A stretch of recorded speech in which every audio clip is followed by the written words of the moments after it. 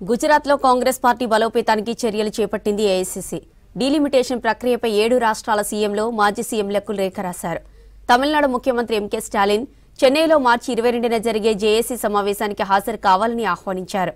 ఉమ్మడిగా పోరాడి కేంద్రంపై ఒత్తిడి తెద్దామన్నారు డీఎంకే లీడర్లు.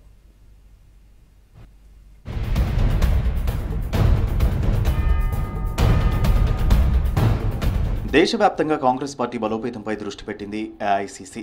గుజరాత్లో పార్టీ పునర్వైభవానికి చర్యలు చేపట్టింది. దీనిలో భాగంగా అహ్మదాబాద్లోని రాజకీయ వ్యవహారాల కమిటీతో భేటీ అయ్యారు ఎల్ఓపీ కాంగ్రెస్ అగ్రనేత రాహుల్ గాంధీ.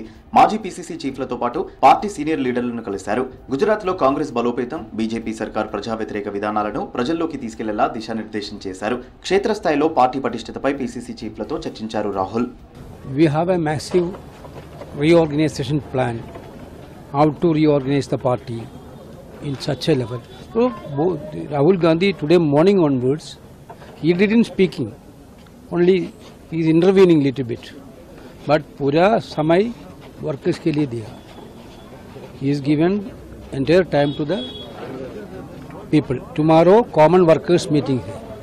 డీలిమిటేషన్ ప్రక్రియపై 7 రాష్ట్రాల సీఎంలు మాజీ సీఎంలకు లేఖ రాశారు. తమిళనాడు ముఖ్యమంత్రి ఎంకే స్టాలిన్ ఏపీ, తెలంగాణ, కర్ణాటక, కేరళ, బెంగాల్, పంజాబ్తో పాటు ఒడిశా రాష్ట్రాలకు లేఖ పంపించారు. జనాభా ఆధారంగా పునర్విభజన జరిగితే దక్షిణాదిలోని తమిళనాడు, కేరళ, ఏపీ, తెలంగాణ, కర్ణాటకకు తీవ్ర నష్టం జరుగుతుందన్నారు. తూర్పు రాష్ట్రాలైన పశ్చిమ బెంగాల్, ఒడిశా రాష్ట్రాలకు డీలిమిటేషన్తో అన్యాయం జరుగుతుందని తెలిపారు. అలాగే ఉత్తరాన ఉన్న పంజాబ్కు శాపంగా మారుతుందన్నారు సీఎం స్టాలిన్.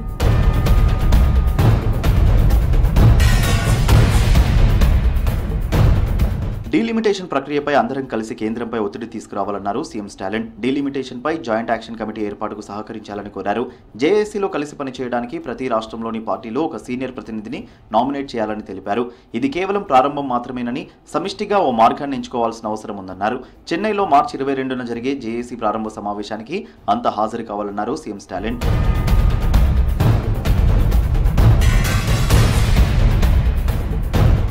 పార్లమెంటు బడ్జెట్ సమావేశాల్లో ప్రతిపక్షాలను కేంద్రం మాట్లాడనివ్వడం లేదన్నారు కాంగ్రెస్ నేత జైరాం రమేష్.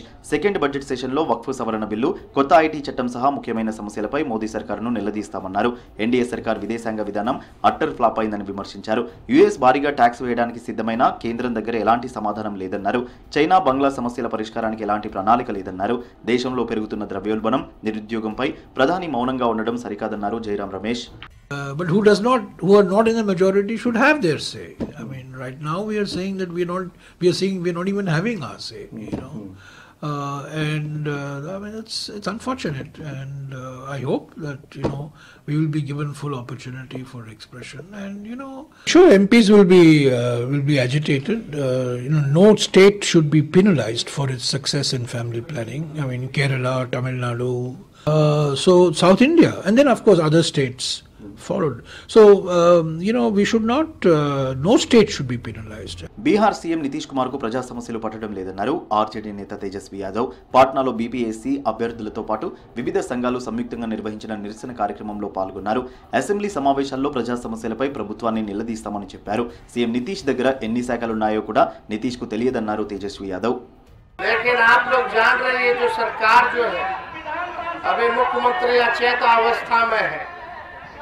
अगर मुख्यमंत्री जी से पूछा जाए कि उनका मंत्री कौन कौन विभाग के जरा नाम बता दीजिए तो नहीं बता पाएंगे. जो सच्चाई है, ये 20 साल पुरानी सरकार है, आप लोगों ने भी देखा है. हम आप सबको विश्वास दिलाते हैं कि दोनों सदनों में हम लोग मजबूती ढंग से आप सब लोगों की बात को जो है हम लोग उठाएंगे. ప్రధాని మోదీ సర్కార్ ప్రజా సమస్యలను గాలి కుదిలేసిందన్నారు ఇండియా కూటమి నేతలు. స్టాక్ మార్కెట్ల పతనం, ద్రవ్యోల్బణం, నిరుద్యోగంపై ప్రధాని మౌనం వీడాలని డిమాండ్ చేస్తున్నారు.